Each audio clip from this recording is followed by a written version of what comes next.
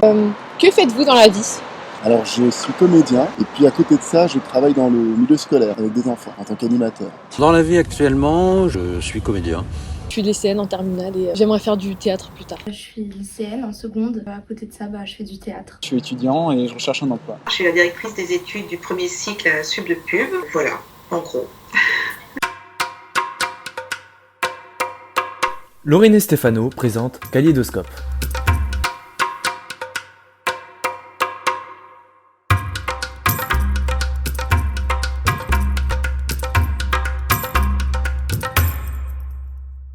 Que pensez-vous du travail à distance? C'est assez difficile parce que je décroche facilement. Je lève les yeux, je suis attirée, c'est un peu difficile. Je me demande si c'est vraiment sérieux tout ça. Donc c'est un avantage, par exemple, on vous dit un jour par semaine vous êtes en télétravail. Ça vous permet, par exemple, le vendredi, 18h vous êtes chez vous. C'est-à-dire que si vous pourriez partir en week-end, organiser un dîner pour aller courir, c'est une bonne idée, mais c'est pas généralisable. Une catastrophe au niveau du psychisme. Au bout d'un an, on commence à s'y habituer. Même la vie en général, ça brise quand même beaucoup de liens sociaux. C'est très très intéressant, c'est très pratique, ça m'évite 2 heures de transport. Le contact avec les étudiants, c'est un petit peu plus compliqué, donc il faut savoir se rendre disponible. C'est-à-dire que la distance peut être compensée par la disponibilité. Ça, c'est très important. Dans le cadre de votre travail, êtes-vous contraint à faire du télétravail? Oui, bien sûr. Être animateur pour enfants en télétravail, ça peut être difficile. Ça. Surveiller des enfants en télétravail par visio, c'est très compliqué à mon avis, mais non, ça peut pas être possible ça. Non. Oui, je suis en distanciel en cours. Pensez-vous que la Covid va faire évoluer le monde du travail, qu'il faut le réinventer? Oui, ne serait-ce que les réunions partout dans le monde, on fait des Teams, on fait des Zooms, enfin peu importe. Ça, c'est quelque chose que l'on va garder. Alors, c'est un premier pas très important. Oh oui, sûrement, oui, pourquoi pas, d'une certaine façon. Alors, même si ça paraît négatif, cette situation qui a été mise en place, faut pas se leurrer. Il y a des tas de livres qui sont en train de sortir et qui sont des bombes et qui expliquent. Alors, ça permet aux gens de se remettre en question. Ça peut donner quelque chose d'intéressant dans la mesure où la population ait un peu de réflexion et ne reste pas dans son individualité de « à partir du moment où je peux faire la fête, à partir du moment où je peux m'envoyer en l'air, ma petite vie, elle continue ».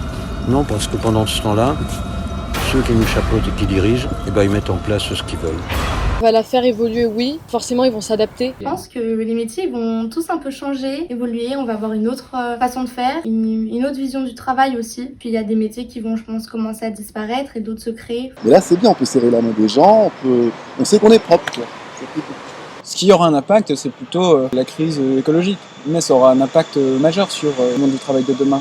Parce que ça va demander à reconvertir beaucoup d'emplois qui ne sont plus durables. La crise sanitaire en elle-même, c'est juste un frein à beaucoup d'activités, mais c'est pas un motif de changement. Pensez-vous que la situation sanitaire va s'améliorer dans un futur proche? Oui, parce que je suis d'un naturel optimiste. Je pense que oui, la situation s'améliorera. Sûrement beaucoup plus proche que prévu. Si on voit futur proche dans un an et demi, peut-être. Alors moi, je suis méga pessimiste. Oui, on va s'adapter et puis on reprendra une vie au fur et à mesure. Je suis réaliste. Vous avez un virus qui est mortel, qui a tué des gens parce qu'on ne les a pas soignés. On a interdit des médicaments qui existent depuis longtemps, comme l'hydrochloroquine, et il y en a d'autres. Donc ça a provoqué la situation actuelle.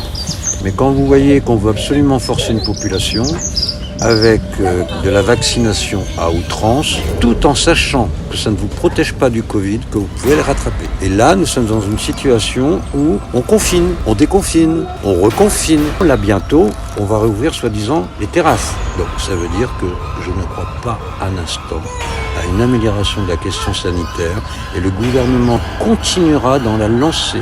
La lancée de M. Macron. Et M. Macron, c'est un pantin. Il est dirigeant, mais il y a de plus gros intérêts qui sont en cause. Donc le français, il est parti pour... On verra déjà comment ça va jusqu'aux élections.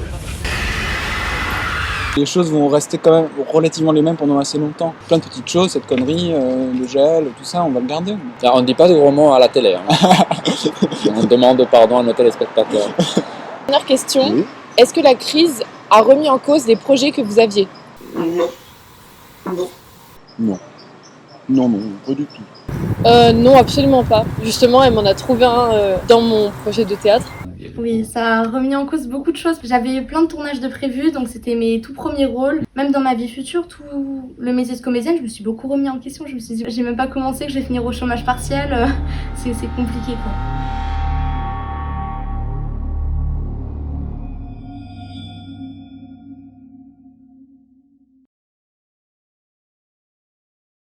Est-ce que vous pouvez vous présenter vite fait, 4 mots, sans que Max? Je m'appelle Alexandre, j'ai 24 ans, je suis étudiant. Je m'appelle Maya, j'ai 18 ans et je suis lycéenne en terminale. Alors je suis comédien et puis à côté de ça, je travaille dans le milieu scolaire. Eh bien, je m'appelle Olivier Mercier, j'ai 59 ans.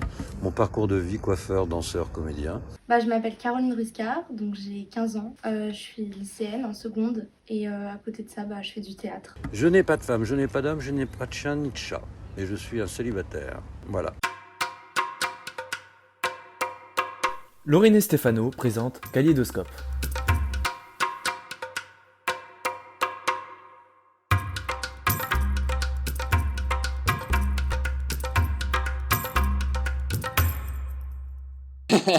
Vous intéressez-vous à la politique?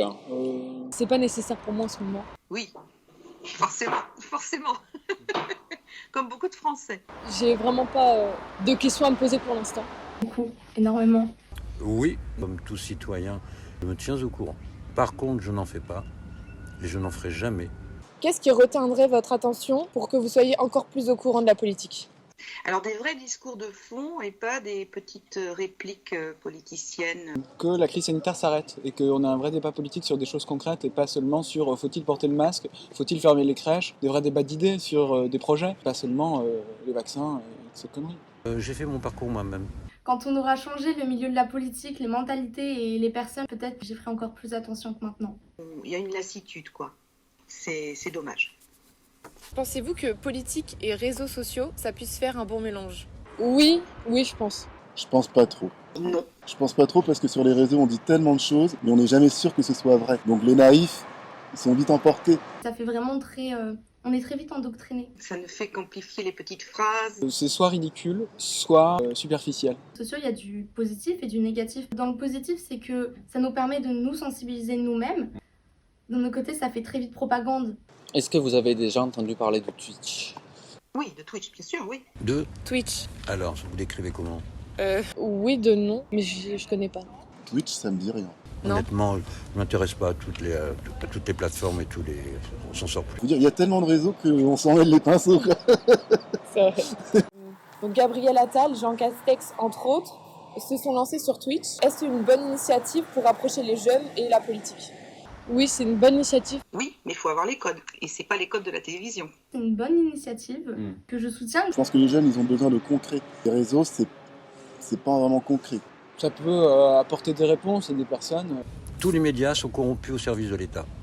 On ne parle pas sur Twitch comme on parle sur Antenne 2, enfin sur France 2. Ouais. C'est deux vieux, quoi. Pensez-vous qu'à l'avenir, les réseaux sociaux vont remplacer la télévision ? On n'en est pas loin. Je pense que oui. La compléter, je dirais, pas remplacer. La télévision, je pense qu'elle existera toujours parce que c'est quelque chose d'ancré. Le confinement a accéléré un phénomène très fort. Les jeunes ne regardent plus la télévision. Ça ne correspond plus aux jeunes générations qui préfèrent les réseaux sociaux, l'instantanéité, le partage. Pourquoi vous iriez vous embêter à regarder des programmes qui ne vous concernent pas ? C'est tout. Et dernière question, serez-vous candidat à la présidentielle de 2022 ? Je suis trop jeune, mais même si j'ai des idées à défendre, je pense que c'est pas ce qui m'intéresse pour l'instant en tout cas. Alors pas 2022, qui nous dit qu'en 2027 ou en 2030, je le serai pas, on verra. J'ai pas... Qui est candidat ? Vous ? Oula. Dieu m'en préserve, hein. Non. Disons que je serai Che Guevara. Donc, je serai vite. Regardez les photos des présidents avant, après, au début de leur mandat, en fin de leur mandat. C'est pas de la tarte à mon avis, hein. Je vais regarder comment vont les choses. Si vraiment ça va pas, je me présenterai. J'adore.